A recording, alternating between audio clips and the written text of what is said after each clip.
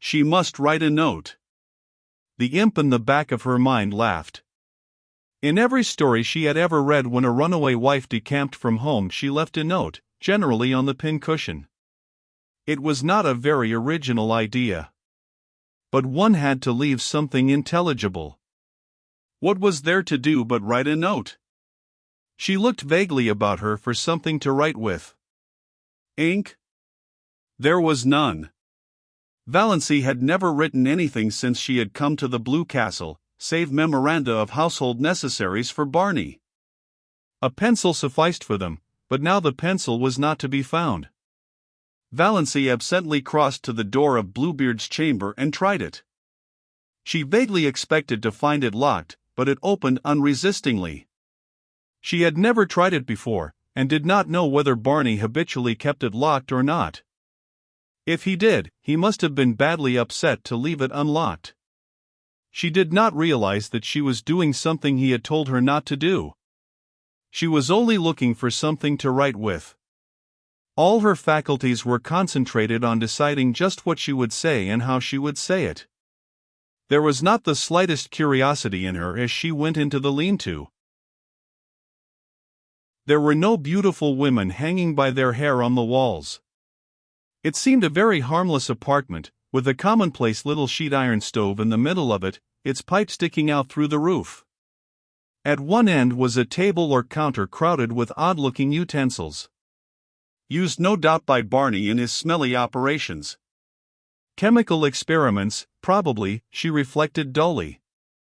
At the other end was a big writing desk and swivel chair. The side walls were lined with books. Valancy went blindly to the desk.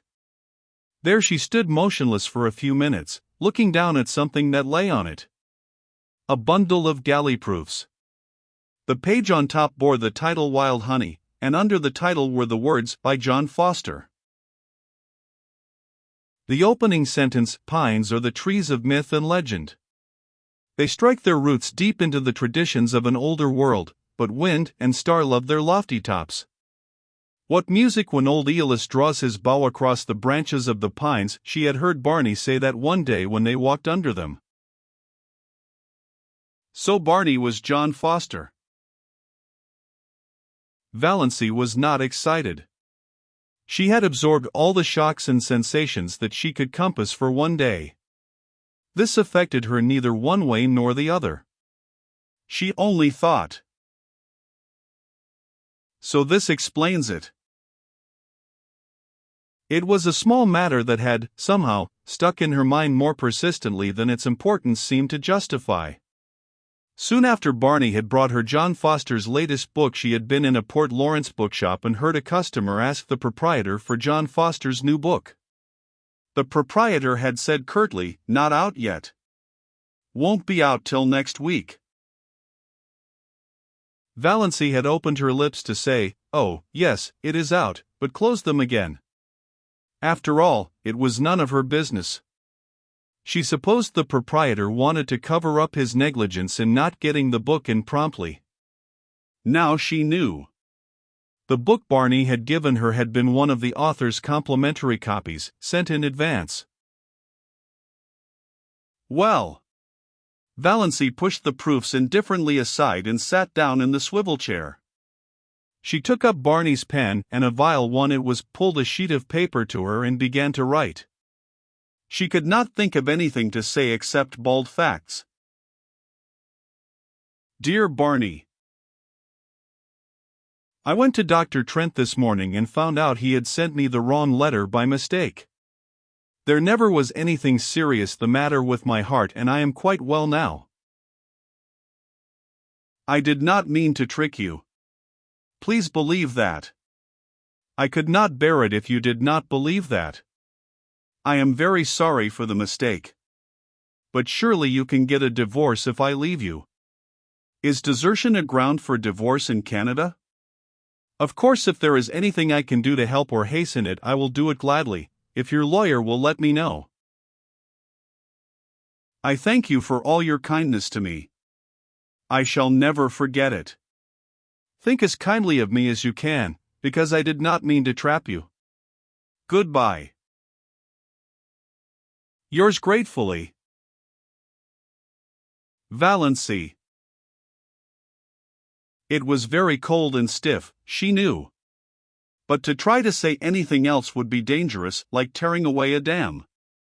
She didn't know what torrent of wild incoherences and passionate anguish might pour out. In a postscript she added, "Your father was here today. He is coming back tomorrow. He told me everything. I think you should go back to him. He is very lonely for you." She put the letter in an envelope, wrote Barney across it, and left it on the desk. On it she laid the string of pearls. If they had been the beads she believed them, she would have kept them in memory of that wonderful year. But she could not keep the $15,000 gift of a man who had married her out of pity and whom she was now leaving. It hurt her to give up her pretty bauble. That was an odd thing, she reflected. The fact that she was leaving Barney did not hurt her yet.